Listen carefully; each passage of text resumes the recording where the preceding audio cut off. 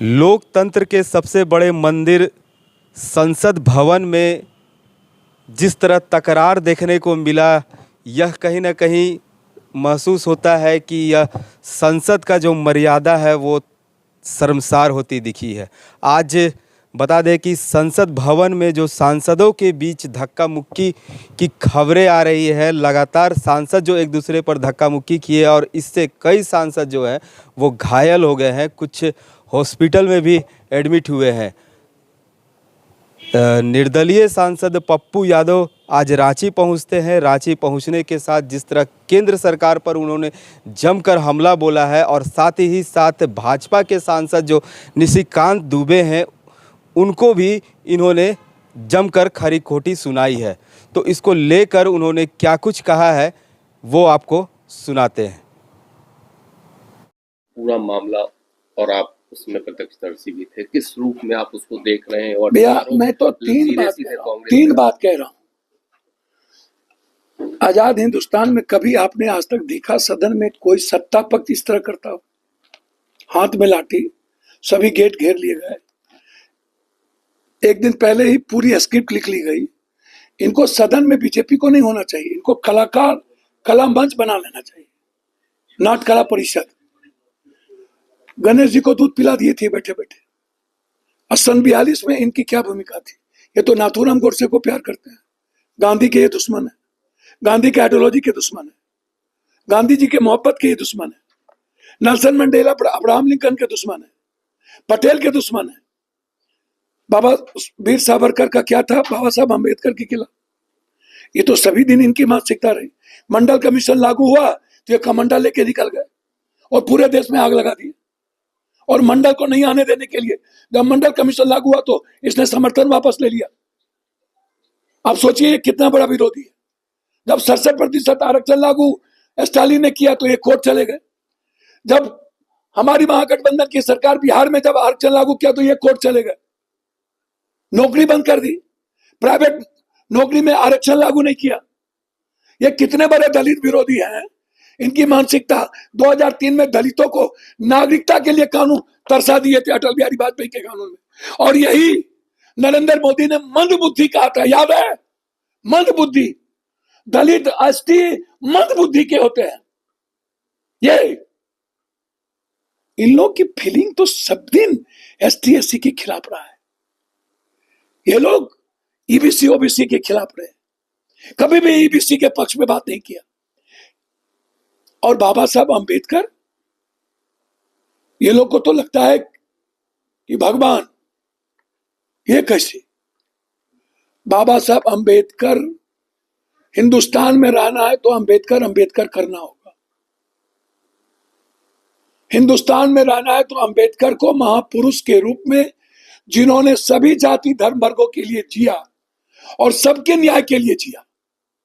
संविधान ने हमें आर्थिक आजादी दी, संविधान ने राजनीतिक आजादी दी, संविधान ने हमें सामाजिक आजादी दी, संविधान ने हमें शैक्षणिक आजादी दी। भगवान हमें जिंदगी देता है लेकिन संविधान हमें जन्नत देता है। संविधान हमारे भारत को विश्व में आवाज दिया, लड़ने की हिम्मत दी, वो है बाबा साहब अम्बेडकर। संविधान हमें वसुधैव कुटुंबकम दिया, संविधान हमें सर्वधर्म संभव दिया, संविधान हमें सार्वभौमिकता दी, संविधान हमें जिसकी जितनी जनसंख्या उतनी भागीदारी, पिछड़ा पावे 100 में 60। संविधान हमें सत्ता पर बैठने का अधिकार दिया। अब इस हमारे लिए भगवान है। और जिस तरीके से इन्होंने अपमानित, जो बीजेपी के खून में, सांस में, नस में, विचारों में अंबेडकर के खिलाफ शब्द दी, और जिस तरीके से सदन के भीतर हम थे, हम 4 बात इनसे कहेंगे। जो दुनिया का सबसे ताकतवर अपने को 56 इंच का सीना कहता है, ये 2 वीडियो क्यों नहीं ला रहे हैं? एक महिला को अपमानित करने वाला और दूसरा धक्का देने वाला। अभी तक वीडियो क्यों नहीं? सीसीटीवी फुटेज में होगा। इनके एमपी कहते हैं राहुल गांधी आगे थे। मैं कह रहा हूं कि इन लोगों ने मेरे आंखों के सामने मुझसे धक्का मुक्की कर रहे हैं। आप देख लीजिए फुटेज। पप्पू यादव ना होता कि प्रियंका गांधी को धक्का देती। इन्होंने सीपीएम के एमएलए को धक्का दिया, एमपी को। ये लाठी लेकर के, सबके हाथ में लाठी, पूरा स्क्रिप्ट कल ही लिखा चला गया था कि बाबा साहब अंबेडकर के मुद्दों को भटकाना है। बाबा साहब अंबेडकर के जिसने अपमानित किया है, उनके जीते जी मैं आग्रह करूंगा, वो अपमान या देश नहीं सहेगा। हम ना होते तो आज प्रियंका गांधी जी पर हमला होती, करते ये लोग। प्रियंका गांधी जी बैठ गई, जो करना हो करो, और हम दौड़ के गए सदन के भीतर। राहुल गांधी जी को इन्फॉर्म मैंने किया, हम राहुल जी को लेके आए। राहुल जी पूछ रहे हैं तो निशिकांत कहता है कि है गुंडा, है राहुल, है गुंडा। निशिकांत 100 चूहा खा के बिची चले हज करने। मैं अपने सरकार से कहूंगा इसकी पूरी इंक्वायरी करो, कितने जमीन, इनका डिग्री, शादी किससे किया है, इनकी डिग्री किससे है, इनका क्या चरित्र क्या है, इनका कैरेक्टर क्या है। मैं सदन था और सांसद थे, मैं व्यक्तिगत तौर पर सम्मान करता हूं, लेकिन जितनी चोरी इसने की है देवघर में, जितने हड़प लिए मेडिकल कॉलेज, इसकी पूरी इंक्वायरी हो।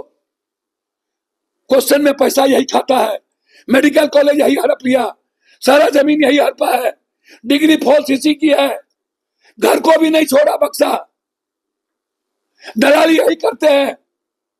इससे बड़ा गुंडा कौन? ये माफी मांगे,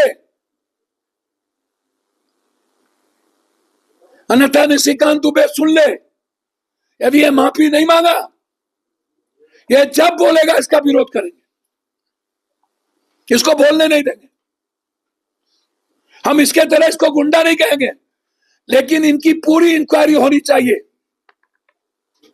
हम हेमंत जी से आग्रह करेंगे, इसके पूरे काले कारनामे, अकूत संपत्ति किसकी जाए, निशिकांत दुबे सुन ले, यदि ये माफी नहीं मांगा, ये जब बोलेगा इसका विरोध करेंगे, इसको बोलने नहीं देंगे। हम इसके तरह इसको गुंडा नहीं कहेंगे, लेकिन इनकी पूरी इंक्वायरी होनी चाहिए। हम हेमंत जी से आग्रह करेंगे, इसके पूरे काले कारनामे, अकूत संपत्ति किसकी जांच हो और इसको जेल भेजिए। यह आदिवासी दलित का जमीन हड़पा है, यह पिछड़ों का जमीन हड़पा है, और हम छोड़ेंगे नहीं। हम इंक्वायरी करा कर रहेंगे, हाई कोर्ट में जाएंगे। गुंडा मेरा सीधा है, इसकी पूरी जांच सुप्रीम कोर्ट से कराइए या जेपीसी करे। ये महिला को गायब कर दी, एप्लीकेशन दिला करके अपमानित किया, और महिला गायब है। महिला से एसटी एससी का केस करवाना चाहते। राहुल गांधी डरेंगे इन लोगों से, प्रियंका गांधी। जब हम दुनिया से नहीं डरते हैं तो राहुल क्या डरेगा? राहुल गांधी पे भी केस किया गया है, कब मतलब इस पूरे भैया एक कायर आदमी है, कमजोर है, राहुल गांधी से डरता है, प्रियंका गांधी से थर थर कांपता है। समझे? ये लोग नाथूराम गोडसे के रास्ते चलता है, ये लोग मनु स्मृति को जिंदा करना चाहता है, और बाबा साहब अंबेडकर के विचार और संविधान को खत्म करना चाहता है। जब तक राहुल गांधी, प्रियंका गांधी और एक एक पप्पू यादव और एक एक देश के एसटी एससी और एक एक ईबीसी ओबीसी इस देश के नागरिक हैं, तब तक संविधान और बाबा साहब अंबेडकर के विचार को कोई नहीं रोक सकता। अच्छा, झारखंड पार्टी का या इंडिया गठबंधन का स्टैंड लोकसभा में, संसद में किस तरह से रहेगा? बाबा साहब अंबेडकर को जिस तरीके से अपमानित किया गया, जब तक माफी नहीं मांगी जाएगी तब तक हम लोग विरोध करते रहेंगे। सदन के भीतर क्या स्टैंड होगा ये तो हमारे नेता लेंगे, लेकिन विरोध को कमजोर नहीं होने देंगे, जनता के बीच ले जाएंगे और बताएंगे कि आजादी के पहले से लेकर आज तक इनकी मानसिकता अंबेडकरवादी, गांधीवादी, सुभाषवादी, पटेलवादी, नेहरूवादी, शास्त्रीवादी, भगतवादी नहीं है। ये नाथूराम गोडसेवादी हैं और ये एसटी की आजादी, उसकी राजनीतिक आर्थिक आजादी, उसकी सामाजिक आजादी, उसकी शैक्षणिक आजादी छीनना चाहते हैं। तो जिस तरह देश के सबसे बड़े लोकतंत्र के मंदिर में ये सांसद एक दूसरे पर धक्का मुक्की करते नजर आ रहे हैं, वहीं लोगों को भी गुमराह करते नजर आ रहे हैं, तो कह सकते हैं कि ये सांसद अगर जनहित के मुद्दे पर अगर लड़ते, यानी कि बेरोजगारी है, महंगाई है, इन सब मुद्दों को लेकर अगर कुछ बहस करते और बयानबाजी करते तो जायज़ होता, लेकिन इन्होंने मुद्दा कुछ और रखा। और इस पर जिस तरह पप्पू यादव का जो बयान आया है, उन्होंने कहा है कि हम सदन की कार्रवाई चलने नहीं देंगे। अब कल जब सदन की कार्रवाई शुरू होगी तो देखना दिलचस्प होगा कि क्या सदन की कार्रवाई सुचारू रूप से चलती है या नहीं। रांची से स्ट्रीट बज के लिए जयंत कुमार।